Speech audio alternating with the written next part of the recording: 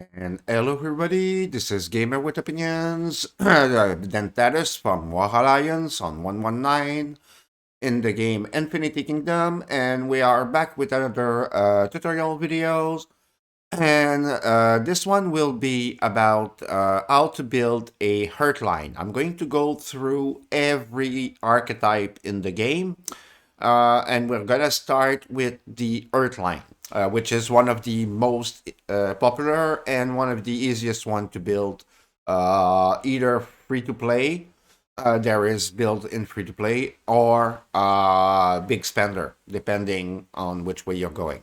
So every element has a logic to it. Every element has a mechanic to it, and how to be successful with a given element is to be able to combine and assemble all kind of threats and different talents that will work with that base logic. The base logic is always on the dragon. All right, so the dragon is the one that is going to boost your troop to start with, no matter what immortals you're gonna get, because you don't know what you're gonna get. But the dragon, you do know. So let's look at the dragon.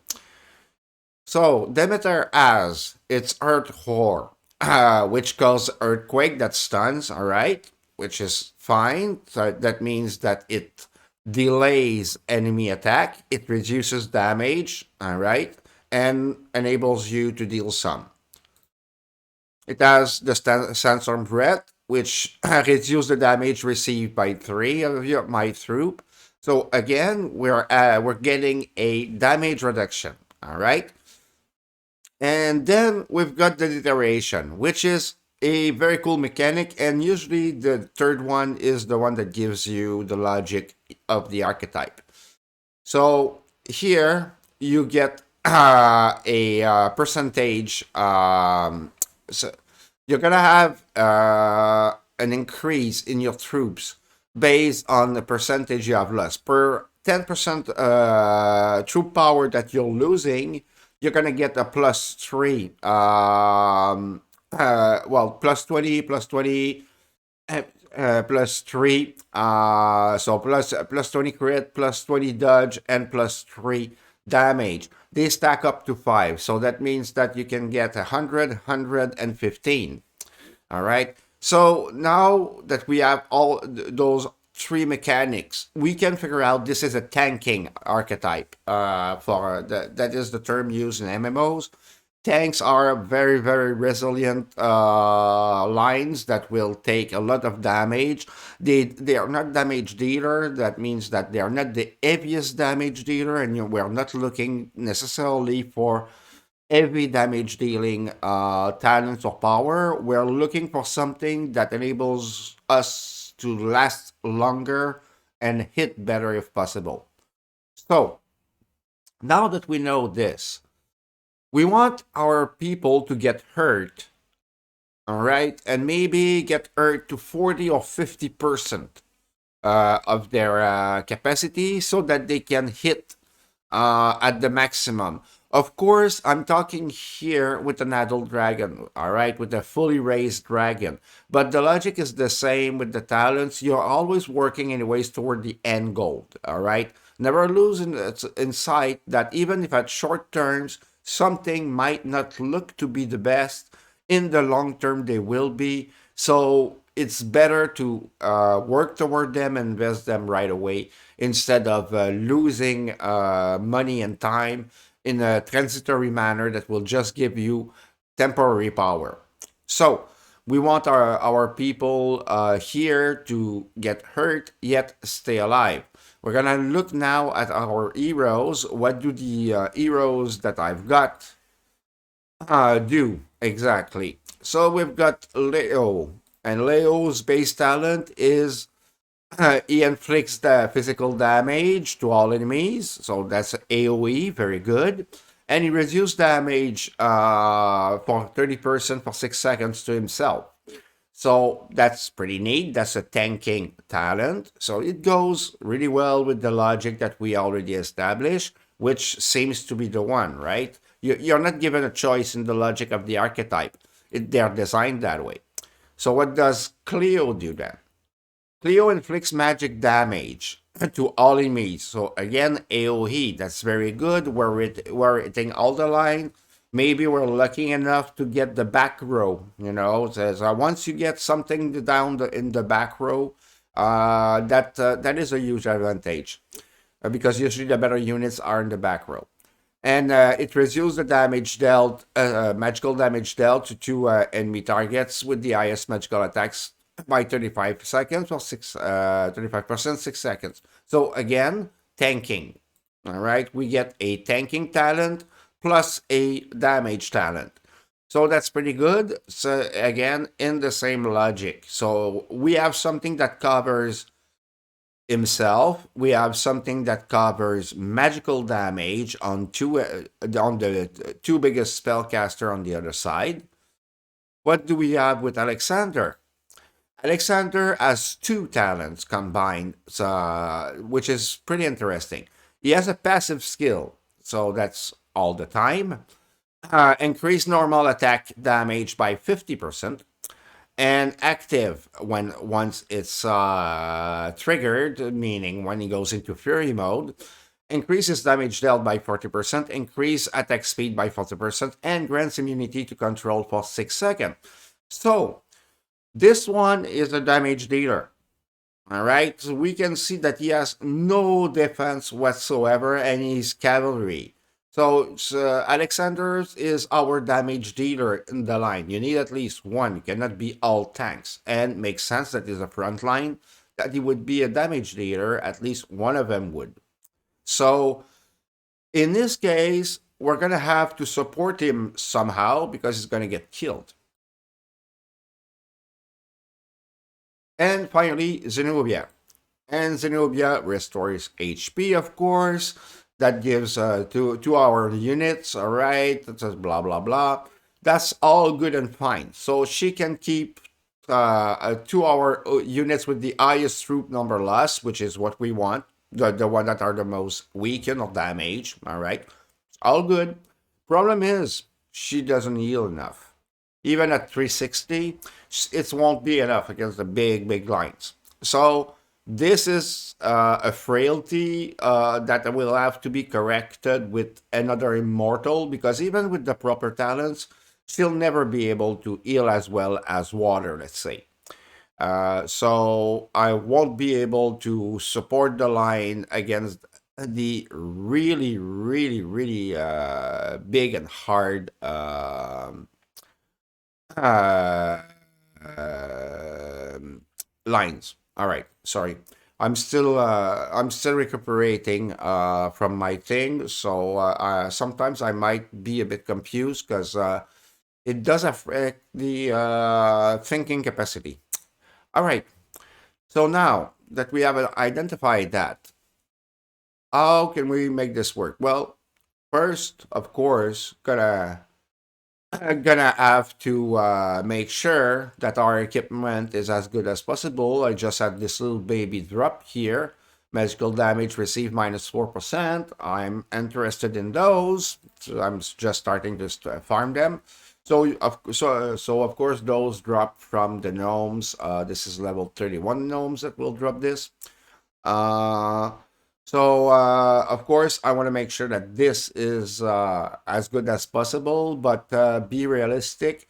At eye level, it costs a lot to up those. Like to level up this line here, I will need pretty much 160k. It's about 40k, 45k per item for another level here. So that's a lot of shards. All right. So we have to do what we can. Usually you try to max out nice equipments. All right. 30 is a nice level to stop for me. Then I gather. All right. So now that this is dealt with, we're going to go into the place where all the magic happens.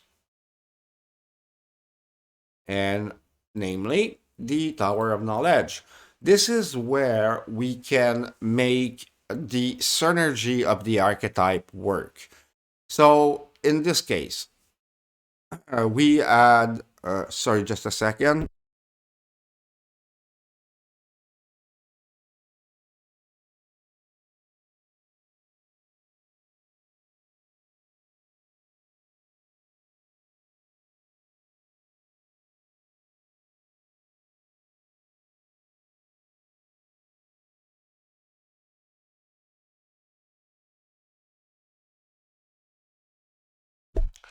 Sorry, still getting coughing fit. All right.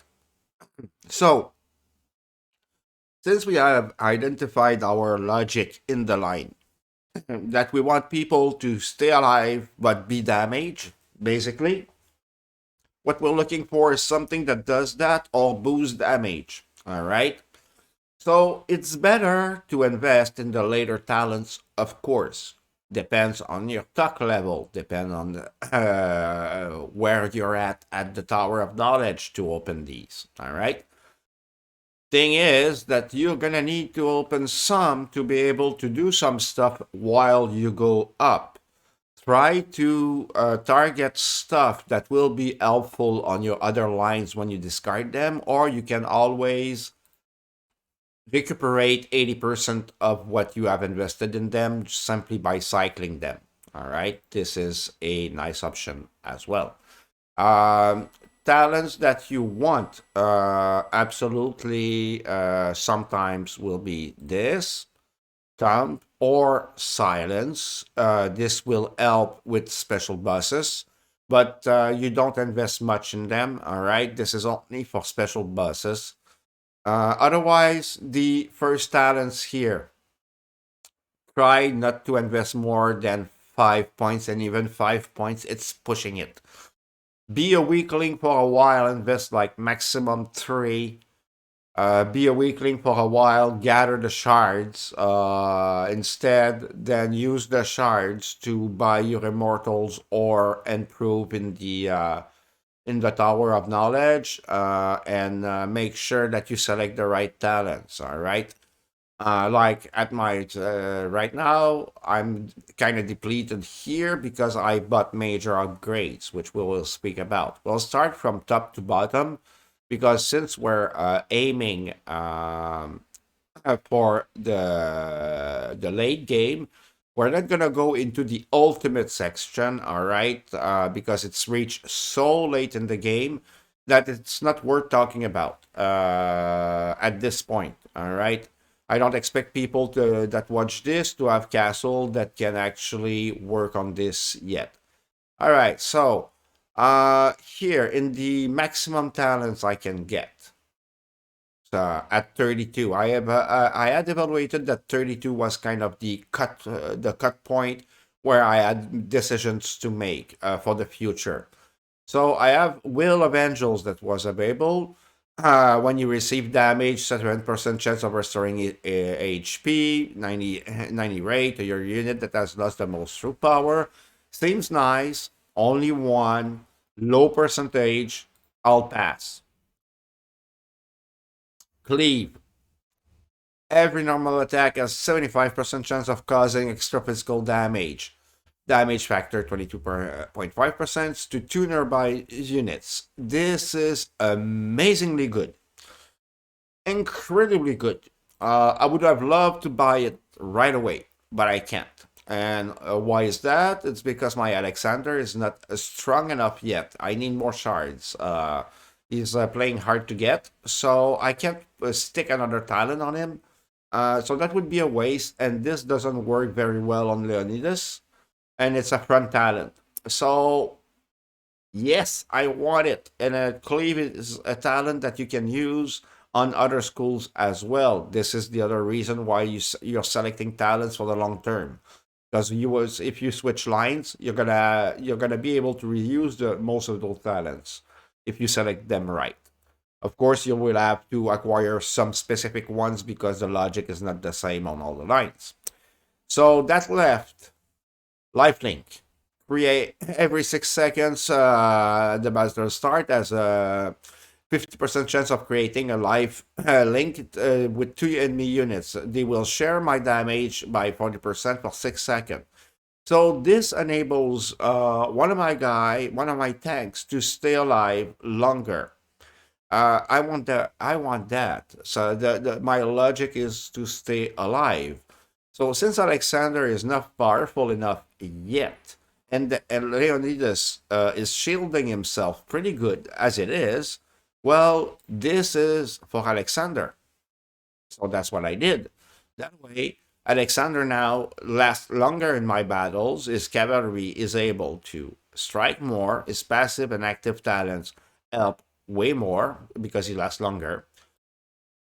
And this talent will stay pretty much forever. I can use that everywhere. Anything that deals damage and needs to stay alive, this talent is good. So now I could go tediously into everything, but I said that we're going to go in through the Earthline. So for Earthline, what we need at this level is Garrot. Garrot causes damage and causes bleed effect. The bleed effects, okay, any skill that gives a bleed, a tear, whatever, it's something that inflicts damage over time. That's what we call dot, damage over time. You want, all right, this is a steady source of damage and it combines very well with many talents, so you're always looking for that. The other thing that you're looking for is aura talent, all right? Anything that covers a team will always have a higher priority than something that covers a single member or a limited number of people. But again, not all auras, not all this, not all that are good. So Garrett, we want that, all right? That's really good. That's damage dealing talents. We want that for Alexander, of course. But I cannot have more than one talent right now. All right. So we're using it on Leonidas instead. No, it's right now it's on Alexander. Sorry, I'm using this on Leonidas. Not this. Sorry, I'm using these for Leonidas. Fighting, and this anger. But anger I want somewhere else. But anyways, so I have two slots. I forgot. So Garrett, which is the damage dealing, is on Alexander already because I just changed the skills. So I'm sorry if I'm confused. And lifelink. So those two damage dealing talents are equipped on Alexander, makes him a perfect damage dealer. Just need to make sure that he stays alive as much as possible. So having his equipment, anything that raises, having his rank up, it says anything that raises his chance of living, will take at this juncture. Now we selected defense blessing because this is aura talent. All right, and this one will decrease for all my troops. Been equipped to Cleopatra, to always better to be equipped on a backliner than a frontliner, but it can be used on frontliners. Basically, shield for everybody, that's good, but I don't want to waste a talent on somebody that has attack to do that. So Leonidas could afford to do that, all right, once I get a better talent for Cleopatra. But right now, it fits perfectly for Cleopatra. Fire Nova. This one is a must for pretty much any heavy damage spellcaster. Can be used by Merlin, can be used by Cyrus, can be used by so many people. It's so good, you target it. Fire Nova or Tuxin, which pretty much work the same. It's just, not exactly, but pretty much works the same. So one of those you want, basically. They'll be excellent for any of your spellcaster going toward in this game. What does it do? When the battle, every 6 seconds after start of battle, 50% chance of causing magical damage, or it's 140 at this level, to 3 random units, so almost AoE, and it burns them for 6 seconds, dealing magical damage to the target 60% once every 3 seconds, so 120% damage. All right, excellent stuff, excellent stuff. We're gonna put that on Cleopatra, so we're interested in getting more damage, magical damage onto Cleopatra, since she's using a damage dealing talent. We want to boost that as much as possible. And this is why we have that equipped, which is concentration. Concentration will raise my magical damage by 21% at this level.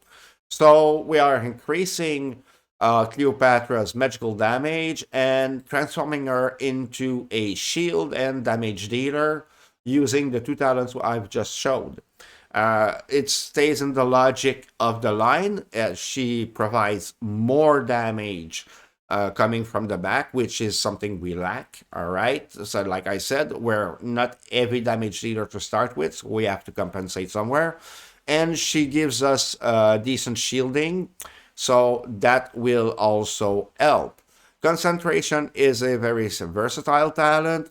The passive talents are usually really good, so you can target them. That can be used for Merlin, for many spellcasters, again, that you want to transform into damage dealers. We selected here Hanger, which is not something I really want on Leonidas at this moment, right? It increased the physical damage by 21%, which is something I want on Alexander. I don't have an available slot for it, so I'll put it on Leonidas for now to give Leonidas much needed help in the damage dealing department because he's not a damage dealer at all. Once Alexander can wield this, we'll add it to his collection and we'll switch something else to Leonidas until Leonidas gets displaced by hopefully Charles. We're working on that.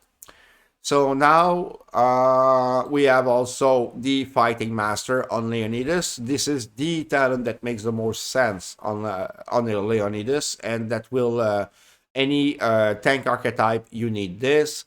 Gives you immunity to control, reduce the damage received by 10.5%. So it's a single talent, it looks bad, but when you want to protect one very important piece of your combo, this is a talent you can steadily rely on because it's permanent. It's not triggered or anything. So really worth to have right now on Leonidas. It will go somewhere else eventually, of course. We said that we're lacking damage. So Heavenly Thunder. Normal attack has 30% chance of triggering a lightning strike, causing magical damage, 120 to two targets random. All right. Equipped on Zenobia because Zenobia is lacking in this department. I would love to have it on Cleopatra. Can't afford to have it there right now. There's other talents that I want. I could switch it, like switch Heavenly Thunder to Cleopatra, switch the shielding talent to Zenobia. That's an option as well. I've picked this option here simply because in the training ground, meaning the arena, it yields a bit better result on Zenobia, even if the damage is less. Sorry.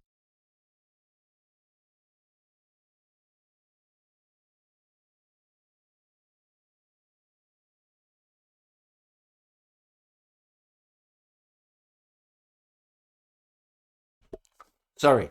Another coughing fit.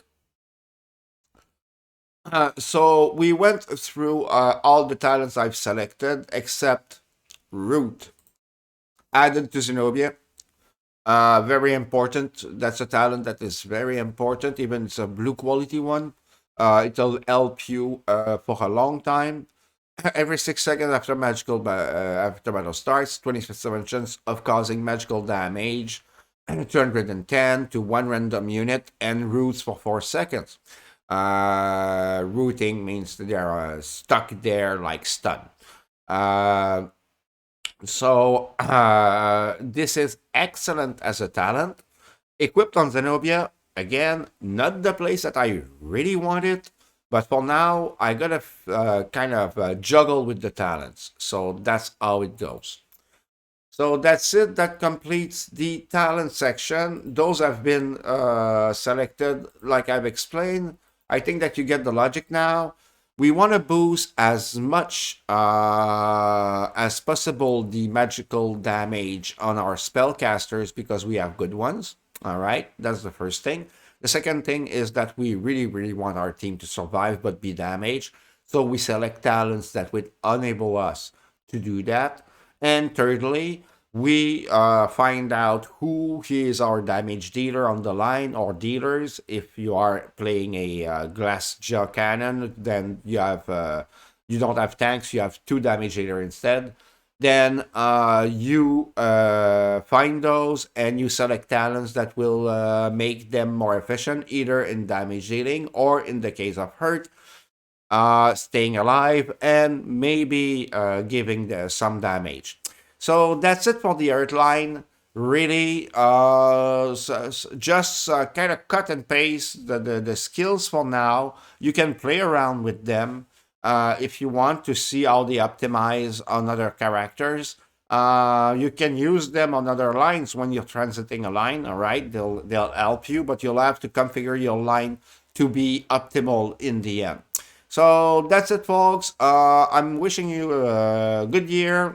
This is 2022. Let's hope it goes better than 2021 and 2020. Um,